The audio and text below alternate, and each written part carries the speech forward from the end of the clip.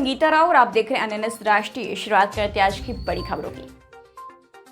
उड़ीसा विधानसभा में मंगलवार को विपक्षी बीजेपी और कांग्रेस के विधायकों ने राज्य में जाति जनगणना की मांग को लेकर प्रदर्शन किया, जिसके कारण कई बार कार्यवाही स्थगित करनी पड़ी। सुबह 10:30 बजे सदन की कार्यवाही शुरू होते ही बीजेपी और कांग्रेस के सदस्य जाति जनगणना की मांग करते हुए नारेबाजी करते हुए वेल में आ गए। इस दौरान विपक्ष में तकनीकी और चिकित्सा संस्थानों में प्रवेश में कई श्रेणियों के लिए अनुपातिक आरक्षण की भी मांग की गई है।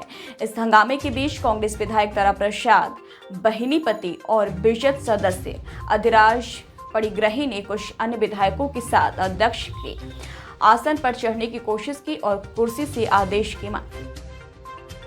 उड़ीसा में बर्ड फ्लू ने चिंता बढ़ा दी है। पूरे जिले के पिपली एवं सत्यवादी में 3 दिनों से 26,000 से अधिक मुर्गों को मारकर दफना दिया गया है। वही बर्ड फ्लू मानव को संक्रमित न करे, इसके लिए सतर्क रहने की स्वास्थ्य विभाग की तरफ से सभी जिलों के लिए एडवाइजरी जारी की गई है। इसके साथ ही यदि कोई व्यक्ति बर्ड फ्लू से संक्रमित होता है तो फिर उसके शरीर में कौन कौन से लक्षण होंगे, उस संदर्भ में भी सूचना जारी की गई है।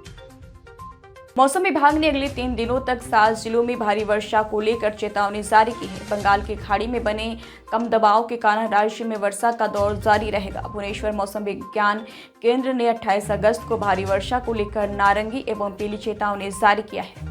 वर्तमान में पश्चिम बंगाल के गंगा क्षेत्र में एक गहरा निम्न दबाव सक्रिय है। ये पश्चिमी उत्तर पश्चिमी दिशा में झारखंड और उत्तरी ओडिशा की ओर बढ़ेगा। इसके चलते अगले 2 से 3 दिनों तक राज्य के विभिन्न जिलों में भारी वर्षा की संभावना। पश्चिम बंगाल में छात्र समाज के नबना मार्च को लेकर बवाल मचा हुआ है। आज होने वाले इस मार्च को रोकने के लिए सरकार ने पूरी तैयारी कर ली है। ड्रोन, वाटर कैनन और आंसू गैस के गोले तक तैनात किए गए हैं। छात्र समाज ने यह मार्च आरसी कर मेडिकल कॉलेज में हुए डॉक्टर के साथ दुष्कर्म और हत्या के विरोध में आयोजित किया है। छात्र समाज कुछ दिन पहले ही सोशल मीडिया पर उभरा एक संगठन है। ममता सरकार ने इस मार्च को अवैध करार देते हुए कहा है कि उसे शरारती तत्वों द्वारा अशांति फैलाने की खुफिया जानकारी मिली है। वही भाजपा नेता दिलीप घोष ने सरकार पर आरोप लगाया है कि वह दोषियों को बचाने की कोशिश कर रही है। उन्होंने कहा है कि वे दोषियों को बचाने की कोशिश कर रही है, इसलिए लोग निराश हो रहे हैं और विरोध कर रहे हैं। यूनिफाइड पेंशन स्कीम यानी यूपीएस को लेकर आम आदमी पार्टी केंद्र सरकार पर लगातार हमलावर है।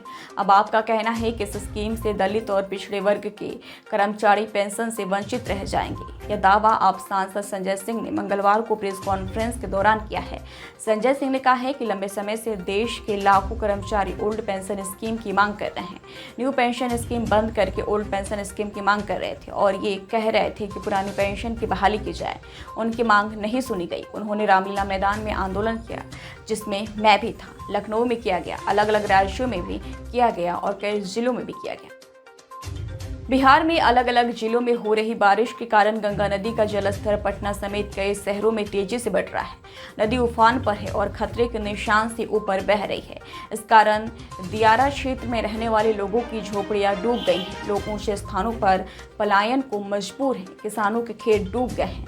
सैकड़ों एकड़ फसल बर्बाद हो गई है। पटना में गांधी घाट पर खतरे का निशान 48.60 मीटर है। नदी का जलस्तर 49.4 मीटर पर पहुंच गया है। दीघा घाट पर डेंजर लेवल 50.45 मीटर है। जलस्तर 50.14 मीटर पर पहुंच गया है।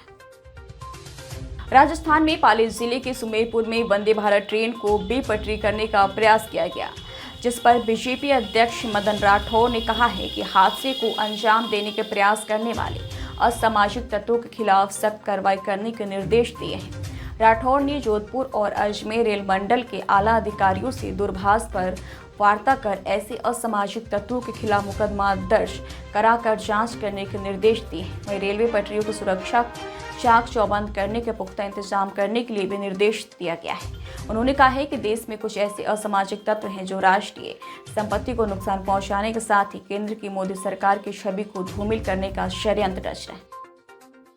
हिमाचल प्रदेश के मंडी संसदीय क्षेत्र से भारतीय जनता पार्टी की सांसद कंगना रनौत के बयान पर देश भर में खूब विवाद हो रहा है। भारतीय जनता पार्टी कंगना रनौत के बयान से खुद को अलग कर चुकी है। साथ ही कंगना रनौत को भविष्य में इस तरह के बयान न देने की भी सलाह दी जा चुकी है। अब हिमाचल प्रदेश सरकार में लोक निर्माण मंत्री विक्रमादित्य सिंह ने कंगना रनौत के बयान को दुर्भाग्यपूर्ण करार दिया। यही नहीं, विक्रमादित्य सिंह ने कहा है कि मंडी संसदीय क्षेत्र की सांसद कंगना रनौत मानसिक दिवालियापन का शिकार है। झारखंड विधानसभा चुनाव से पहले जीएमएम और हेमंत सोरेन को बड़ा झटका देने वाली चंपई सोरेन ने पहली बार अपनी बगावत को लेकर खुलकर बयान दिया है। बातचीत में चंपई सोरेन ने बताया है कि उन्होंने झारखंड मुक्ति मोर्चा को छोड़कर बीजेपी में आने का फैसला क्यों किया। चंपई सोरेन ने बताया है कि वो अपनी राजनीति पारी का नया अध्याय शुरू करने के लिए 30 अगस्त को बीजेपी में शामिल हो रहे हैं। गृह मंत्री अमित शाह से मिलने के बाद उन्होंने ये निर्णय लिया है कि चंपई सोरेन जेएमएम संस्थापक शिबू सोरेन के बेहद करीबी माने जाते हैं, लेकिन अब उन्होंने पार्टी छोड़ने का फैसला ले लिया है। इसकी वजह बताते हुए उन्होंने कहा, मेरा हाल ऐसा हुआ है कि चलाने के लिए गाड़ी दी गई और अचानक रास्ते में चाबी मांग ली गई। पार्किंग में खड़ी करने की जगह भी नहीं दी गई। फिलहाल आज की खबरों में इतना ही। जल्दी हाजिर होंगे कुछ और बड़ी खबरों के साथ। तब तक के लिए दीजिए इजाजत। नमस्कार।